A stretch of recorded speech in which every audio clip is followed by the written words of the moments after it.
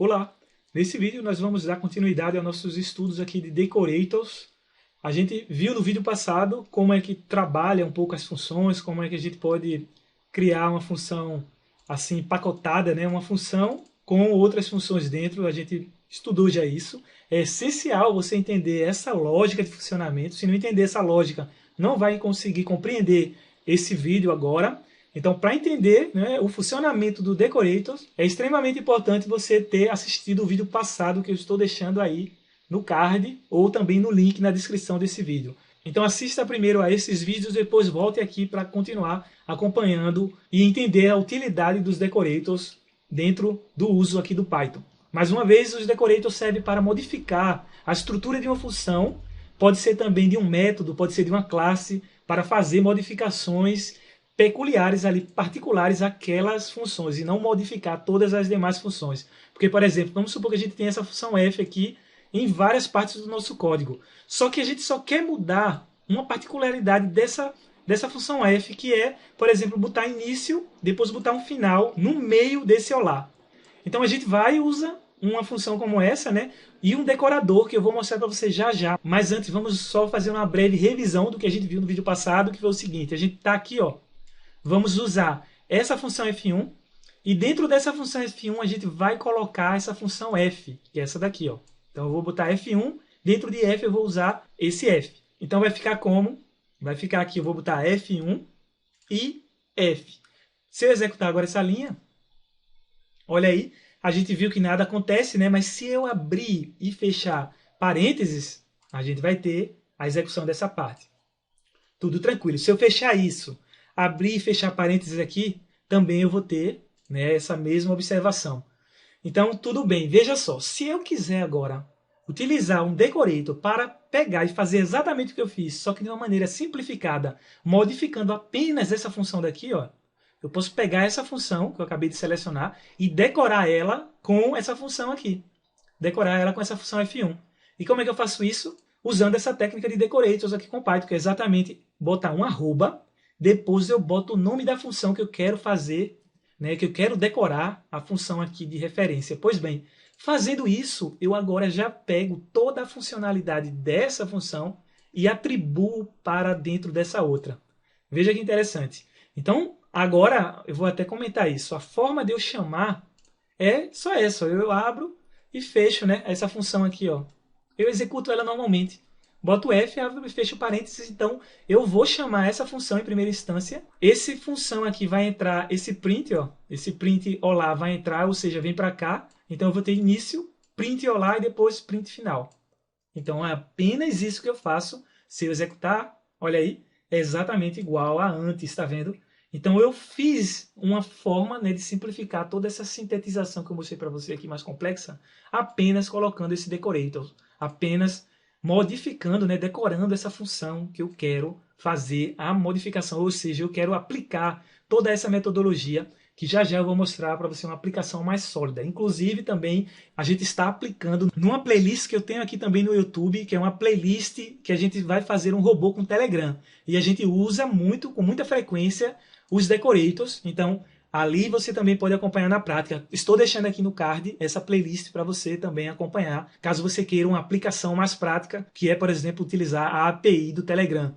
Então, voltando para cá, você agora já viu como decorar a função. Veja que eu posso fazer o seguinte aqui, ó. Vamos supor agora que eu queira colocar um argumento aqui. Por exemplo, vou botar um nome. Então, eu vou botar um nome e agora aqui eu vou botar um mais nome, né? Vou fazer uma concatenação. Olá, e por exemplo, boto o nome de uma pessoa aqui.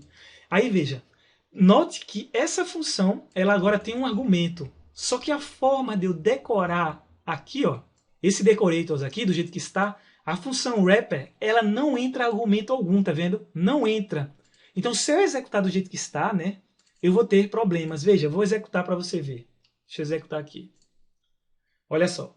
Está faltando um argumento requerido, né, na posição de argumento nome. Tá vendo? Está faltando aqui, no caso, então, é porque eu não especifiquei nada, né? Mas vamos agora colocar, então, o nome, por exemplo, Rafael. Meu nome, botei aqui. Olá, Rafael, era para aparecer normalmente, né? Mas vamos ver o que aparece.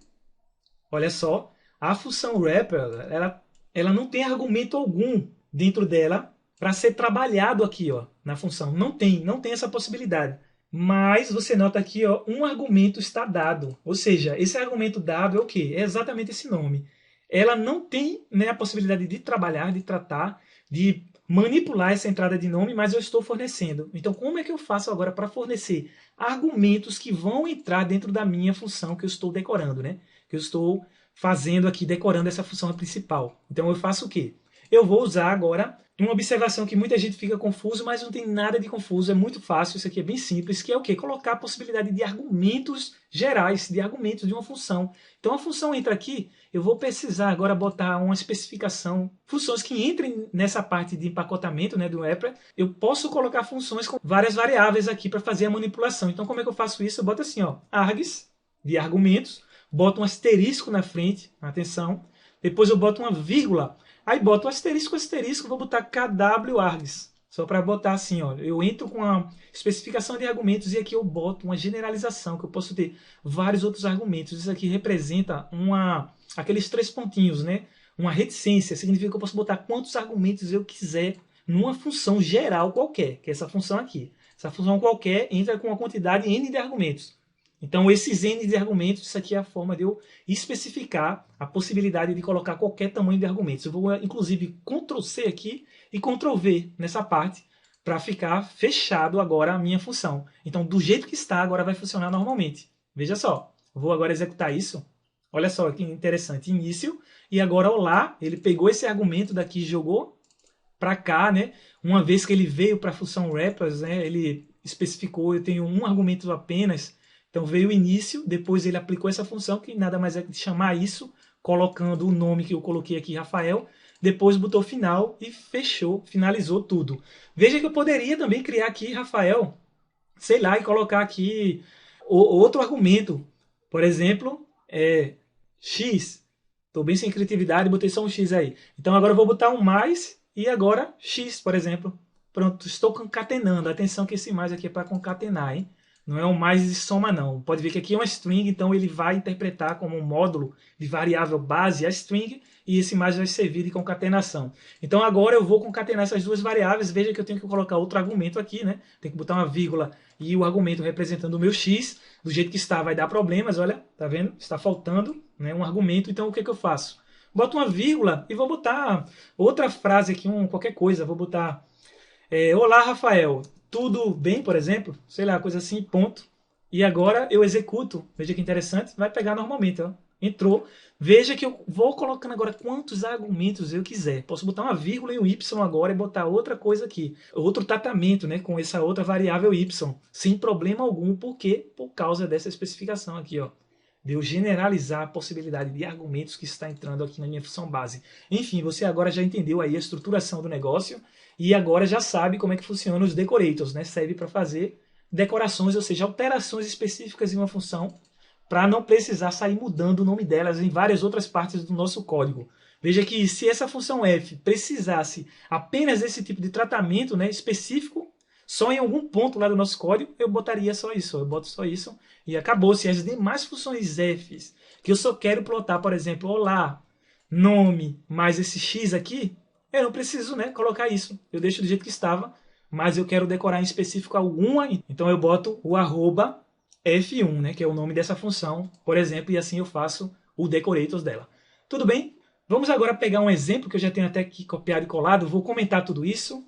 Vamos pegar esse exemplo, que é o seguinte, é para calcular o tempo de execução de um código, para você ver a utilidade de uma lógica como essa. Então, eu vou Ctrl V aqui, ó. Estou pegando a biblioteca time, estou pegando essa função calcula duração, que está definindo aqui o nosso decorators, né, que eu quero decorar uma função que faz o loop de n até aqui, ó, ter esse valor total. Só vou dar um loop, né, e dou o PS aqui, que eu só quero que gaste tempo computacional. Isso aqui é só para gastar tempo computacional, porque eu quero fazer a medição em milissegundos de quanto esse for aqui com esse total de interações gastou de tempo, né, tempo de máquina, tempo de execução. Então eu uso essa função. O que é que eu faço? Vou pegar o tempo inicial, olha, já estou executando aqui time para pegar o tempo inicial, depois eu uso a minha função, que essa função é exatamente esse loop, tá vendo? Veja que o nome função tem que estar aqui também. Se eu usar fan, assim, ó, então aqui também é fan. Aí muita atenção a isso. Você que é fã, então aqui também vai ser fã, né? Aí vamos botar assim tudo para ficar consistente. Pronto, vamos deixar assim. Aí agora o que, é que a gente vai fazer? Depois de avaliar essa função, eu vou agora por fim avaliar o tempo final. Ou seja, eu tenho o tempo que antes, né, da execução dessa função e tenho o tempo depois da execução dessa função. Lembrando que aqui é procedural, né? Etapa após etapa. Então, quando eu terminar todas essas etapas de maneira linear, eu vou ter essa diferença. Eu tenho o tempo inicial e tenho o tempo final. A diferença entre tempo final menos tempo inicial dá exatamente o ΔT, né? O tempo que levou de execução disso aqui. Que essa função, ou seja, esse loop aqui for, demorou, né? Em tempo de execução de máquina. Simples assim. E aqui eu estou fazendo o print, né? Estou formatando. Veja que nos meus cursos eu sempre uso isso aqui, essa forma de formatação, né? Que a gente está entrando com uma função. Atenção, essa função a gente mudou, né? Agora tem fan. Então a gente apaga isso aqui. Porque esse argumento vai entrar aqui e vai fazer uma formatação específica, né? Esse tempo total ele está especificado aqui na parte de formatação, que é essa variável, que é tempo final menos tempo inicial. Enfim, essa função aqui é para eu pegar o método, a name, que vai especificar o nome da função em si que entrou nesse campo, ou seja, o nome da função que vai entrar nesse campo é exatamente essa, ó, é a função de loop. Isso aqui é uma parte mais avançada de Python, né? Tem que entender um pouco de orientação a objetos. Tudo bem, então você já entendeu essa lógica. Estou agora fazendo o quê? Do jeito que estava, estou decorando agora a minha função aqui, ó. Estou colocando esse arroba calcular a duração e ele já vai decorar com essa função. Pronto. Vamos executar isso aqui. Deixa eu dar logo um Ctrl L para limpar essa parte. Vamos executar. Executei, né? Mas ainda o mais interessante é eu executar isso aqui. Faltou botar aqui embaixo. Então agora eu abro e fecho parênteses e executar mais uma vez. Olha aí, pronto. Função loop foi chamada, que é essa. Entrou aqui no argumento, por isso que veio para cá. Tempo total de execução é esse aqui, ó. Tá vendo? Bem interessante, né? Bem fácil, bem interessante. Então, bem legal. Então, toda vez, por exemplo, que você quiser calcular a duração da execução de alguma função dentro do seu código, vamos supor que você esteja analisando a performance, o desempenho de alguma função, então você quer calcular qual é a velocidade de execução daquela função, ao invés de você usar uma estrutura aqui dentro, mexer em tudo isso, colocar o código, ou ficar trabalhando e modificando várias funções com uma estrutura de avaliação de tempo de execução, você simplesmente decora. Você pega aqui e decora. Você agora calcula tempo de duração, ou seja, você está decorando essa função e está ao mesmo tempo executando ela e obtendo o tempo de duração dela desse modo. Não é interessante? Então agora você já está entendendo melhor uma aplicação prática aí dos decorators. Tudo bem? Claro que isso aqui é um exemplo bem simples. Isso aqui pode ficar bem mais amplo, mais complexo. A linguagem Python é uma linguagem muito ampla, muito simples, muito clara, bem intuitiva, bem democrática e fácil da gente iniciar os estudos. Mas também temos muita coisa para se aprender de maneira avançada, de maneira detalhada. E aqui é um exemplo de uso de uma técnica bem interessante do Python. Espero que você tenha gostado do vídeo. Se gostou, dê um like. Se também quiser acompanhar aplicações de tudo isso, tem um link aí embaixo para que a gente está utilizando essa ideia numa API do Telegram conhecida como Telebot. E estou aguardando você em outras oportunidades. Até mais. Tchau.